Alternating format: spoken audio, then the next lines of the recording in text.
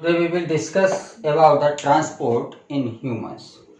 तो ह्यूमंस में जो डिफरेंट यूजफुल और वेस्ट मटेरियल्स का ट्रांसपोर्ट होता है, जैसे यूजफुल मटेरियल्स में ऑक्सीजन, न्यूट्रिएंट्स और हार्मोन्स वगैरह का, और वेस्ट मटेरियल्स में जैसे जो एक्सक्रीटरी प्रोडक्ट्स हैं और कार्बन डाइऑक्साइड है, इनका जो ट्रांसपोर्ट होता है उसके लिए स्पेशल ट्रांसपोर्ट सिस्टम प्रेजेंट होता है। उसको हम बोलते हैं ब्लड सर्कुलेटरी सिस्टम, या केवल सर्कुलेटरी सिस्टम भी उसको हम बोल देते हैं। तो जो ब्लड सर्कुलेटरी सिस्टम है, ये मेन ट्रांसपोर्ट सिस्टम होता है। मेन ट्रांसपोर्ट सिस्टम इसलिए भी बोल रहे हैं हम इसको क्योंकि लिम्फेटिक सिस्टम हेल्प करता है ब्लड ट्रांसपोर्ट सिस्टम की या ब्लड सर्कुलेटरी सिस्टम की। तो ह्यूमन ब्लड सर्कुलेटरी सिस्टम जो होता है, ये मेन ट्रांसपोर्टिंग सिस्टम होता है। और ह्यूमन का जो ब्लड सर्कुलेटरी सिस्टम होता है, ये मेनली 3 पार्ट से मिलकर बना होता है। हार्ट जो ब्लड को पंप करता है और रिसीव करता है।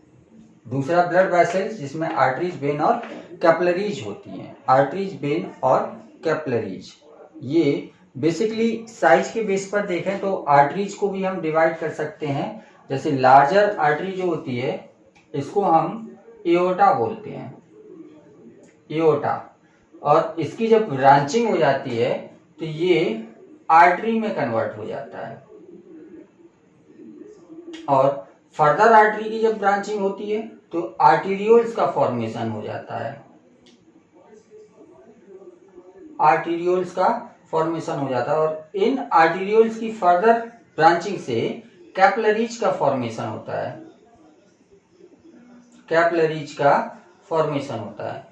तो ये सब आर्टरी में ही इंक्लूड किए जाते हैं, बस थिकनेस के बेस पर हम इनको अलग नाम देते हैं। जैसे हार्ट से जो मेन ब्रांच निकली काफ़ी मोटी होगी, उसको हम एओर्टा बोलेंगे। फिर उसकी ब्रांचिंग हुई, कुछ हेड रीजन में गई, कुछ लिम्स में गई, कुछ अदर पार्ट्स में गई, तो उनको हम आर्टरी बोलेंगे। और टिश्यू या किसी ऑर्गन के अंदर जाते समय ये और फाइन ब्रांचिंग में कन्वर्ट हो जाती है, इनको हम आर्टीरियोल्स बोलेंगे। और जब टिश्यू के अंदर जाएंगी तो फर्दर इनका डिवीजन होगा और ये बिल्कुल पतली पतली सी कैपिलरीज में डिवाइड हो जाएंगी। और जब ये टिश्यू से बाहर निकलेंगी तो यही कैपिलरीज फिर से रीयूनाइट करेंगी, और रीयूनाइट करने के बाद ये फॉर्मेशन करेंगी वेन्यूल्स का।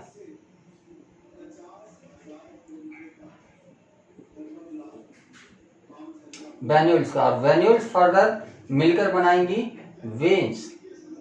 और ये वेन्स एट लास्ट सबसे लार्ज वेन का फॉर्मेशन करेंगे, जिसको हम बोलते हैं वेना केवा, या इन्हीं को हम कैवाल्स भी बोलते हैं, कैवाल्स, वेना केवा या कैवाल्स।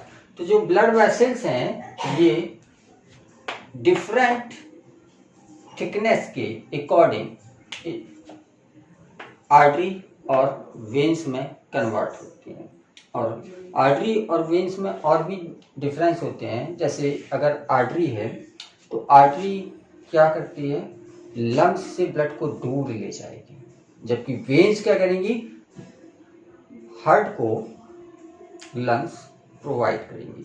तो आर्टरी लंग्स नहीं, हार्ट, आर्टरी हार्ट से ब्लड को दूर ले जाएंगी, जबकि वेन्स क्या करेंगी, हार्ट की ओर ब्लड लाएंगी। आर्टरीज में जनरली ऑक्सीजनेटेड ब्लड फ्लो करता है, जबकि वेन्स में जनरली डीऑक्सीजनेटेड ब्लड फ्लो करता है। दोनों के एक्सेप्शन भी होते हैं। जैसे हम पल्मोनरी आर्टरी कहें तो पल्मोनरी आर्टरी है, इसमें ऑक्सीजनेटेड ब्लड होना चाहिए, लेकिन पल्मोनरी आर्टरी में डीऑक्सीजनेटेड ब्लड फ्लो करता है। और जो पल्मोनरी वेन्स होगी उनमें डीऑक्सीजनेटेड ब्लड नहीं होगा, उनमें ऑक्सीजनेटेड ब्लड होगा। तो ये एक्सेप्शन है पल्मोनरी आर्टरी और पल्मोनरी वेन्स। बेसिकली आर्टरी में ऑक्सीजनेटेड ब्लड होगा या प्योर ब्लड होगा, लेकिन पल्मोनरी आर्टरी में डीऑक्सीजनेटेड या इम्प्योर ब्लड होगा। इसी तरह से वेन्स में जनरली डीऑक्सीजनेटेड ब्लड होता है, लेकिन पल्मोनरी वेन्स में ऑक्सीजनेटेड ब्लड फ्लो करता है। तीसरा डिफरेंस, आर्टरीज की जो वॉल होती है थिक होती हैं, वेन्स की वॉल थिन होती हैं। और चौथा डिफरेंस, आर्टरी की वॉल जो होती है मोर इलास्टिक होती है, जबकि वेन्स की वॉल जो होती हैं ये लेस इलास्टिक होती हैं। आर्टरीज में कोई भी वॉल्व नहीं होते हैं, लेकिन वेन्स में वॉल्व प्रेजेंट होते हैं। आर्टरी में वॉल्व क्यों नहीं होते हैं? आर्टरी में प्रेशर से ब्लड जाना है, हार्ट से निकलती है आर्टरी, तो पंप करेगा ब्लड तो प्रेशर से ब्लड जाएगा, तो उसमें बैक फ्लो के चांस कम होंगे। लेकिन वेन्स में कोई प्रेशर नहीं होता है, बॉडी से हार्ट की तरफ जाना है तो कोई प्रेशर नहीं होगा, तो उसमें बैक फ्लो का चांस होगा। तो बैक फ्लो को रोकने के लिए वेन्स में वेन प्रेजेंट होती है। और ये बेसिक डिफरेंस थे आर्टरी और वेन्स के। इसमें लास्ट एक डिफरेंस और बचता है कि जो आर्टरी होती हैं जनरली ये बॉडी के डीपर पार्ट में होती हैं, बॉडी के डीपर पार्ट में होंगी, एक्सेप्ट फ्यू आर्टरी, जैसे रेडियल आर्टरी है यहाँ पर जिसमें हम नर्व्स चेक करते हैं, तो ये रेडियल आर्टरी सुपरफिशियल पोजीशन पर प्रेजेंट होती है। यहाँ पर कैरोटिड आर्टरी होती है जो कि सुपरफिशियली प्रेजेंट होती है, कुछ एंकल रीजन में भी प्रेजेंट होती हैं। तो कुछ आर्टरी को अगर हम छोड़ दें तो बाकी मैक्सिमम आर्टरी जो होती हैं ये डीपर पार्ट में प्रेजेंट होती हैं, लेकिन वेन्स हमेशा सुपरफिशियल पार्ट में प्रेजेंट होती हैं। वेन्स सुपरफिशियल पार्ट में प्रेजेंट होती हैं। ये भी एक तरह से प्रोटेक्टिव मैकेनिज्म है ह्यूमन का जो कुदरत ने दिया है कि अगर कहीं कट लगता है तो वेन्स ही कटे। वेन्स में प्रेशर से ब्लड फ्लो नहीं करता है तो ज़्यादा लॉस नहीं होगा। अगर आर्टरी कट जाएगी तो आर्टरी में क्या होता है, प्रेशर से ब्लड फ्लो होता है तो ब्लड का लॉस बहुत कम समय में बहुत ज़्यादा हो जाएगा। तो ये प्रोटेक्शन के लिए कुदरत ने ऐसा बनाया है। आर्टरी को डीपर रखा है, पोजीशन में रखा है, और वेन्स को सुपरफिशियल पोजीशन में रखा है। लास्ट कंपोनेंट होता है सर्कुलेटरी सिस्टम का ब्लड, और ब्लड आप लोग पढ़ चुके हैं, फ्लूइड कनेक्टिव टिश्यू है, इसके बारे में डिटेल आप लोग पढ़ चुके हैं। और लिम्फेटिक सिस्टम जो होता है ये भी हेल्प करता है ट्रांसपोर्ट करने में मटेरियल के। डाइजेशन में बताया था आपको कि जो फैट का एब्जॉर्प्शन होता है ये लिम्फेटिक सिस्टम के थ्रू ही होता है, तो लिम्फेटिक सिस्टम हेल्प करता है ट्रांसपोर्ट में ब्लड सर्कुलेटरी सिस्टम का। अगर हम ह्यूमन के सर्कुलेटरी सिस्टम की बात करें तो ह्यूमन के सर्कुलेटरी सिस्टम में सबसे पहले हम डिस्कस करेंगे अबाउट द हार्ट। हार्ट जो होता है ये रफली ट्रायंगुलर इन शेप होता है। ह्यूमन का जो हार्ट जो होता है ये रफली ट्रायंगुलर इन शेप होता है। साइज में ये क्लींच्ड फिस्ट की तरह होता है, बंद मुट्ठी की तरह होता है, और लेफ्ट साइड में प्रेजेंट होता है। लेफ्ट साइड में आप लंग्स के बीच में जो थोरेसिक कैविटी होती है, इस थोरेसिक कैविटी में लेफ्ट साइड में दोनों लंग्स के बीच में ये प्रेजेंट होता है, और ये कार्डियक मसल्स का बना हुआ होता है। ये स्पेशल टाइप की मसल्स होती हैं जो केवल हार्ट में प्रेजेंट होती हैं। हार्ट के अलावा बाकी बॉडी के किसी पार्ट में ये मसल्स प्रेजेंट नहीं होंगी। बाकी पार्ट में या तो स्केलेटल मसल होंगी या स्मूथ मसल होंगी, और हार्ट जो होता है ये दोनों का मिक्सचर होता है, स्केलेटल मसल और स्मूथ मसल का मिक्सचर होता है। और हार्ट की जो कार्डियक मसल होती है दैट नेवर अंडरगो फटीग, ये कभी थकती नहीं है। अगर हार्ट की मसल थक गई तो हार्ट पंप करना बंद कर देगा, हार्ट पंप करना बंद किया तो डेथ निश्चित है। तो हार्ट की मसल्स ऐसी होती है जो कभी थकती नहीं है, तो cardiac muscle never undergo fatigue.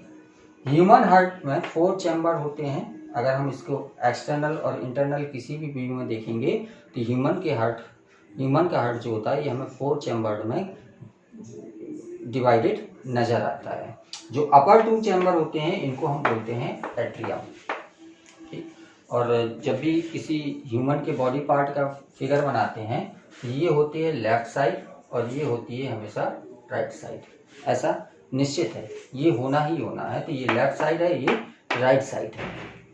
तो ऊपर के जो 2 छोटे चैम्बर हैं इनको हम बोलते हैं एट्रिया, सिंगुलर अगर एक को बोले तो बोलेंगे एट्रियम, और नीचे के जो 2 चैम्बर होते हैं इनको हम बोलते हैं वेंट्रिकल्स। और एट्रिया जो होता है ये ब्लड को रिसीव करता है, और वेंट्रिकल्स जो होते हैं ये ब्लड को पंप करते हैं, बाहर की ओर भेजते हैं।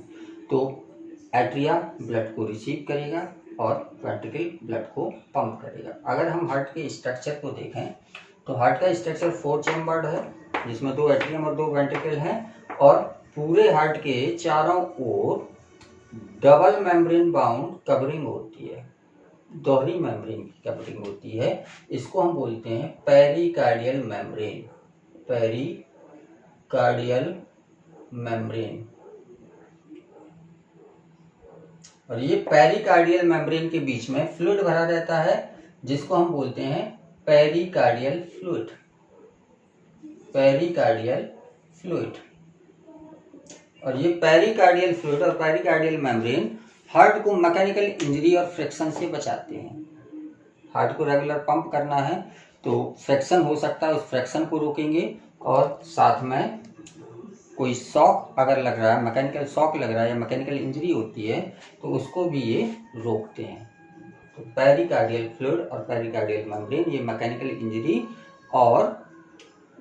इंजरी और फ्रिक्शन को रोकते हैं। एट्रियम में अगर हम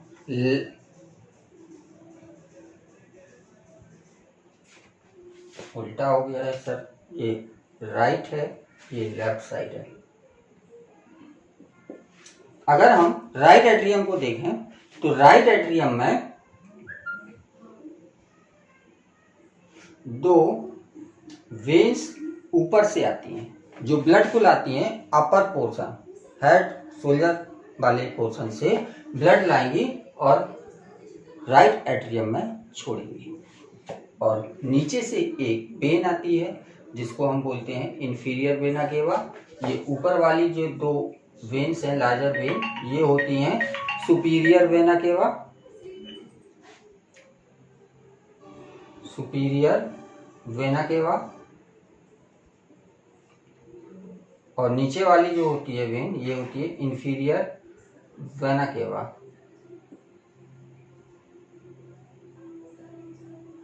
इंफीरियर वेना केवा। तो सुपीरियर वेना केवा ऊपर की पार्ट से, बॉडी की अपर पार्ट से ब्लड लाके, और इंफीरियर वेना केवा बॉडी के लोअर पार्ट से ब्लड लाके राइट एट्रियम में छोड़ देते हैं। इसी तरह से जो लेफ्ट एट्रियम होता है, इसमें जो लंग्स से ब्लड आता है, लंग्स की पल्मोनरी वेन्स जो होती हैं, ये पल्मोनरी वेन्स हैं, पल्मोनरी वेन्स। तो ये पल्मोनरी वेन्स से ब्लड आएगा लेफ्ट एट्रियम में, और ये ब्लड लेफ्ट एट्रियम से लेफ्ट वेंट्रिकल में, राइट एट्रियम से राइट वेंट्रिकल में जाएगा, और लेफ्ट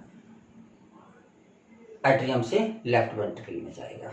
अगर हम इंटरनल स्ट्रक्चर को यहाँ पर देखें तो इंटरनल स्ट्रक्चर में क्या होता है कि दोनों एट्रियम के बीच में एक सेप्टम प्रेजेंट है जो दोनों एट्रियम को सेपरेट कर रहा है। इसको हम बोलेंगे इंटर एट्रियल सेप्टम। इंटर मतलब बीच में, एट्रियल मतलब एट्रियम के, इंटर एट्रियल सेप्टम। दोनों एट्रियम के बीच का सेप्टम जो है उसको हम बोलेंगे इंटर एट्रियल सेप्टम। इसी तरह वेंट्रिकल में देखें तो दोनों वेंट्रिकल के बीच में एक सेप्टम है जिसको हम बोलेंगे इंटर वेंट्रिकुलर सेप्टम। दोनों वेंट्रिकल के बीच का सेप्टम। और एट्रियम और वेंट्रिकल के बीच में देखें तो दोनों तरफ, राइट साइड में और लेफ्ट साइड में, दोनों तरफ एट्रियो वेंट्रिकुलर सेप्टम प्रेजेंट होता है। एट्रियम और वेंट्रिकल के बीच में, इसलिए इसको हम बोलते हैं एट्रियो वेंट्रिकुलर सेप्टम। और जो राइट सेप्टम है, इंटर एट्रियल सेप्टम, इसमें ब्लड यहां से यहां आना है तो एक ओपनिंग होगी, और उस ओपनिंग को कवर किए रहते हैं 3 कस्प। तो यहां पर 3 कस्प वाला वाल्व प्रेजेंट होता है, इसलिए इसको हम बोलते हैं ट्राई कस्पेड वाल्व। और वाल्व का काम होता है यूनिडायरेक्शनल फ्लो बना के रखना। मतलब एट्रियम से ये वेंट्रिकल में तो ब्लड जाने देंगे, लेकिन वापस वेंट्रिकल से एट्रियम में नहीं जाने देंगे। इसी तरह जो लेफ्ट एट्रियम और लेफ्ट वेंट्रिकल का इंटरवेंट्रिकुलर सेप्टम होता है, इसमें भी एक ओपनिंग होती है, और वो ओपनिंग गार्डेड होती है बाई कस्पेड वाल्व। यहाँ पर 2 ही फाटक होंगे, यहाँ पर 3 फाटक होते हैं, इसलिए 2 फाटक होते हैं यहाँ पर, इसलिए इसको हम बोलते हैं बाई कस्पेड वाल्व। और इसी बाई कस्पेड वाल्व को हम बोलते हैं mitral valve. Mitral valve. Mitral valve. और ये वाल्व जो हैं ये यूनिडायरेक्शनल फ्लो को मेंटेन करेंगे। इसी तरह से जो एओर्टा निकलती हैं वेंट्रिकल से, इन एओर्टा के बेस पर भी वाल्व प्रेजेंट होते हैं। ये वाल्व अर्धचंद्राकार होते हैं, सेमी ल्यूनर होते हैं, इसलिए इन वाल्व्स को हम बोलते हैं semi lunar valves. Semi lunar valves, semi lunar valves. अब इनका काम क्या होता है? जब एट्रियम कॉन्ट्रैक्ट करेगा तो ब्लड एट्रियम से वेंट्रिकल में आ जाएगा, वाल्व ओपन कर जाएंगे, ब्लड एट्रियम से वेंट्रिकल में आ जाएगा, राइट एट्रियम से राइट वेंट्रिकल में और लेफ्ट एट्रियम से लेफ्ट वेंट्रिकल में। और जब वेंट्रिकल कॉन्ट्रैक्ट करेगा तब क्या होगा, ये वेंट्रिकल का ब्लड एओर्टाज में चला जाता है। ये दो एओर्टा हैं, जो राइट वेंट्रिकल से एओर्टा निकलती है, ये कहलाती है पल्मोनरी एओर्टा। पल्मोनरी एओर्टा जो लंग्स को ब्लड ले जाएगी, और जो लेफ्ट एट्रियम से एओर्टा निकल रही है ये कहलाएगी सिस्टमिक एओर्टा। Systemic aorta. तो जब वेंट्रिकल पंप करेगा तो रिलेटिव एओर्टाज में ब्लड चला जाएगा, और जब वेंट्रिकल रिलैक्स करेगा तो उस समय ये ब्लड वापस आ सकता है। तो सेमी ल्यूनर वाल्व क्या करते हैं, इसके बैक फ्लो को रोकते हैं। वाल्व का काम ही होता है एक तरफ तो जाने देते हैं, दूसरी तरफ का रास्ता बंद कर देते हैं, वापस नहीं आने देते हैं।